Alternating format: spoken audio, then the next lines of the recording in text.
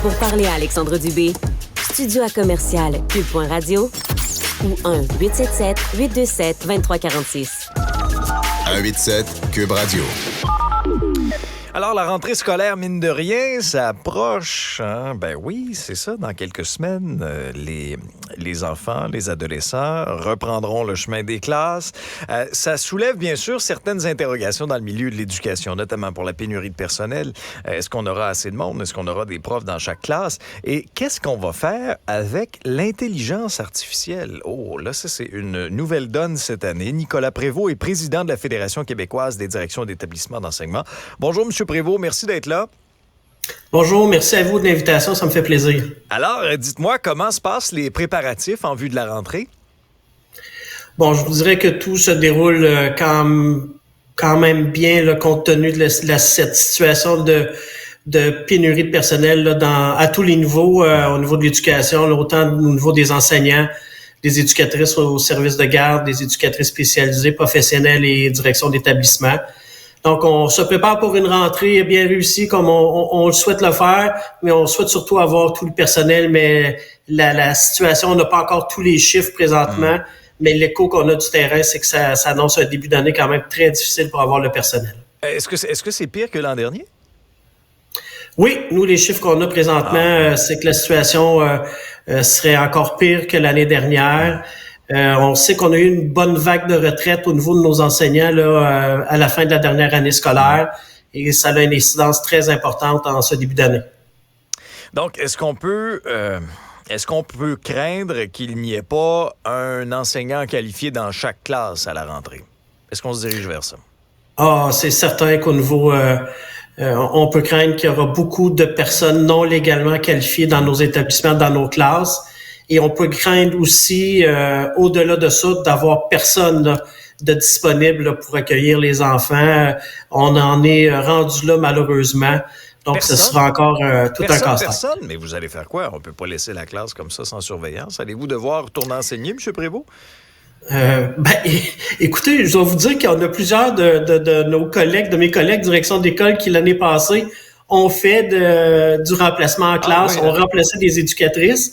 On fera pour mon retour à moi, mais c'est des situations dans lesquelles il arrivait. Mais si malheureusement il devait manquer de personnel, est-ce qu'un enseignant va accueillir 2 groupes, exemple à la journée d'inscription, le temps qu'on trouve des mesures alternatives, mais il faut regarder là, toutes les mesures possibles. Aïe, aïe, aïe. Est-ce qu'il y a des niveaux, je sais pas, moi, c'est au primaire, au secondaire, de telle et telle matière qui manque davantage de monde. Donc, vous voyez, ça, c'est plus difficile à ce niveau-là. Oui, au primaire, je vous dirais que la situation est particulièrement là, difficile avec nos spécialistes, entre autres en anglais. Il nous manque beaucoup d'enseignants en anglais au primaire. Il nous manque beaucoup d'enseignants en adaptation scolaire, et ça, autant au primaire qu'au secondaire. C'est l'endroit là où il y a le plus de postes présentement qui ne sont pas qui sont pas occupés. Puis il faut savoir que pour nos classes d'adaptation scolaire, c'est nos élèves en difficulté, c'est des élèves qui ont des besoins particuliers. Donc ça nous prend quand même du personnel d'expérience dans ces classes-là, et c'est l'endroit où on a le moins de personnes là, présentement là, qui sont disponibles comme enseignants. Oh, c'est pas rassurant, ça, ce que vous nous dites là, M. Prévost, parce qu'on sait à quel point, quand même, pendant la pandémie, ça a été difficile pour certains jeunes. Il y en a qui ont pris du retard. Et là, de ce que je peux constater, c'est que la rentrée qu'on s'apprête à vivre, il n'y aura pas les ressources pour bien les aider à rattraper ce retard-là. Alors, le retard risque de s'accentuer encore, non? Alors, vous avez tout à fait raison. C'est une situation qui est, je vous dirais, plus que préoccupante. On le sait, la pandémie a créé un certain retard chez nos élèves. On a des élèves à besoins particuliers. On n'a pas de professionnels pour faire les évaluations. En tout cas, du moins, pas de professionnels en quantité suffisante pour faire l'ensemble des évaluations de ces élèves-là. On n'a pas d'éducatrices spécialisées pour assurer le suivi et l'accompagnement de certains élèves. Donc, oui, ça a une incidence, ça alourdit la tâche de l'enseignant qui est déjà pas facile.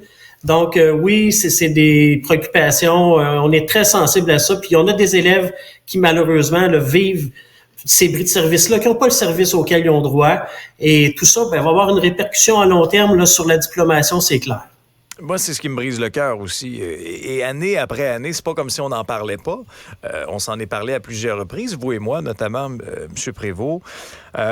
Est-ce que vous vous sentez écouté de la part du gouvernement, de la part du ministre de l'Éducation? Ben, oui, on sent que le ministre et le ministère sont très préoccupés par la problématique de pénurie. Il n'y a pas de miracle, là, tu sais. Puis je comprends qu'on peut pas trouver de solution miracle. Non. C'est une très mauvaise évaluation de la situation. Là, puis ça veut dire une évaluation d'il y a 6-7 ans, d'évaluer le nombre d'enseignants qui devaient quitter versus le nouveau nombre d'enseignants qui sortaient des facultés. Ça n'a pas été fait. Donc, on est pris avec une problématique. Ça nous fait mal oui, il y a encore, de l'écoute. Maintenant, est-ce que le ministère va aussi loin qu'on le souhaiterait dans des mesures plus drastiques? Ça, je vous dirais que la réponse est non. C'est-à-dire? Comme quoi? Ben, écoutez, on parle puis je sais que c'est des sujets qui sont sensibles pour nos directions, nos enseignants, le personnel, mais on parle de diminuer les congés à traitement différé parce que beaucoup d'enseignants de direction d'école qui ont des traitements différés. Est-ce que pour une période X, on devrait diminuer ce nombre d'absences-là? On a parlé souvent de nos maternelles 4 ans, qu'on sait que c'est excellent pour les élèves, mais est-ce qu'on peut les arrêter pendant quelques années? Je vous parlais des classes en adaptation scolaire tantôt. Est-ce qu'on peut ralentir le rythme? On en a ajouté 300 dans les 3 dernières années. Donc, c'est 300 enseignants de plus qu'on s'est créé comme besoin dans le réseau. Est-ce que pendant une période de temps, parce que je sais que c'est pas facile, mais il faut se donner la chance de se sortir la tête de l'eau. Sinon, on se retrouve avec des enseignants qui sont pas légalement qualifiés, donc l'élève n'a pas de service. On n'est pas plus avancé. Non, ça c'est clair, mais vous n'avez pas peur que les syndicats vous attendent avec une brique et un fanal sur certains points? Ben, effectivement, puis je sais que c'est pour ça que je vous dis que je pense pas que les options que j'amène ce matin ici sont très populaires, Ouais. Mais en même temps, il faut regarder qu'est-ce qu'on peut faire. Puis c'est pas parce qu'on n'est pas sensible à la situation actuelle, c'est pas ça du tout. On est très conscient que la tâche a beaucoup évolué, beaucoup changé dans les dernières années. Mais nous, faut penser à l'élève, là. Faut penser aux jeunes, comment on peut s'aider tout le monde ensemble. Puis ça, c'est important de le dire parce que nous, on a des solutions, mais peut-être qu'eux aussi ont des solutions. Qu'on les regarde tout le monde ensemble pour trouver un moyen d'avoir des gens légalement qualifiés dans nos classes pour un poste qui est tellement si important d'enseigner à nos élèves. Donc, il faut le faire ensemble. Ben, c'est que ça peut être déterminant pour la suite des choses. Je veux dire, moi, sur mon parcours scolaire, par exemple, il y a des profs, il y a des enseignants dont je me souviens encore aujourd'hui, puis ce sont ces gens-là qui ont tout changé en bout de ligne.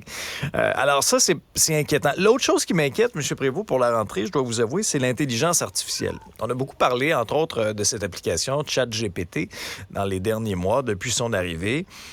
Pour ceux et celles qui ne connaissent pas ChatGPT, on peut, par exemple, avec cette intelligence artificielle, ce programme-là, dire, par exemple, ponds-moi un texte de 1000 mots sur, je sais pas moi, le référendum de 95 et instantanément, pratiquement, on va avoir une dissertation. Voilà, mon devoir est remis. Comment vous allez encadrer ça et est-ce que ça vous préoccupe?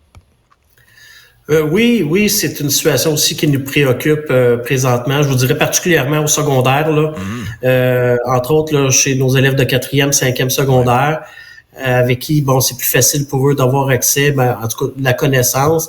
Mais oui, c'est préoccupant parce que comment on peut contrôler ça, ça reste excessivement difficile.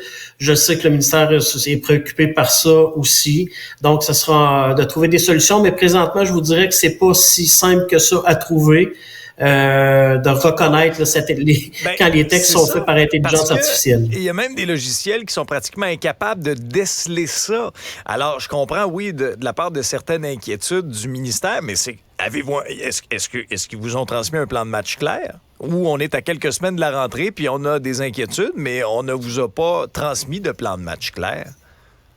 Donc, présentement, au niveau du numérique, un plan de match là, pour beaucoup des aspects, là, entre autres la cybersécurité dans nos écoles.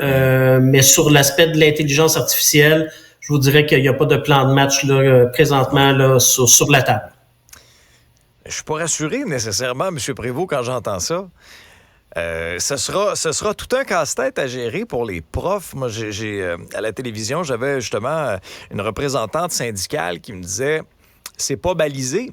Alors là, entre profs, on se dit, OK, mais toi, tu gères ça comment? Toi, tu gères ça comment? On pourrait se donner des trucs. On revient dessus au papier et au crayon. Ça va être...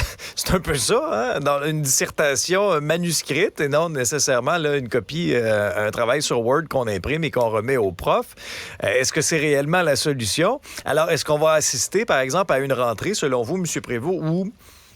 d'un côté comme de l'autre, un peu chaque personne va essayer d'échanger, chaque prof va essayer d'échanger ses trucs à ses collègues pour essayer d'avoir finalement un parcours académique le plus juste possible pour les gens, là. Parce que, tu sais, en même temps, tu sais, t'as appris quoi en bout de ligne dans ton cours si tu fais pas le travail, si tu fais pas ta propre recherche, si tu fais pas la rédaction de ton travail, puis que tu te contentes par paresse, de faire écrire ça par une intelligence artificielle. Moi, honnêtement, là, pas fort, là. Je peux vous assurer qu'on va vivre une rentrée où il n'y aura pas de plan de match là, au niveau de l'intelligence artificielle, de comment on pourrait contrer un peu les effets de ça. Je dirais qu'au contraire, hein, les écoles se tournent beaucoup vers l'aspect technologique des choses, puis c'est une bonne chose, mais il faut quand même garder un équilibre dans tout ça. Il ne faut pas non plus évacuer tout ce qui se faisait avant. Faut garder l'équilibre, comme je le dis. Mais c'est certain que ça faisait déjà partie là, des préoccupations. Mais où en sont rendues les discussions ou les solutions, là, présentement, nous, on n'a pas d'indication à ce niveau-là. Non, mais vous, là, comme directeur d'établissement, un élève qui fait ça, là, un élève là, qui a pris la peine de faire son travail comme il faut versus un élève là, qui remet un travail pondu par ChatGPT, c'est pas de la triche? Moi, à mes yeux, je trouve que c'est de la triche. J'ai complété, moi, un parcours, un diplôme supplémentaire là, à l'université dans la dernière année. Mes travaux, là, je les ai faits moi-même, un par un, pendant des heures et des heures en travaillant plus qu'à temps plein avec 3 jobs. Je trouve que c'est de la triche. Oui, mais tout à fait.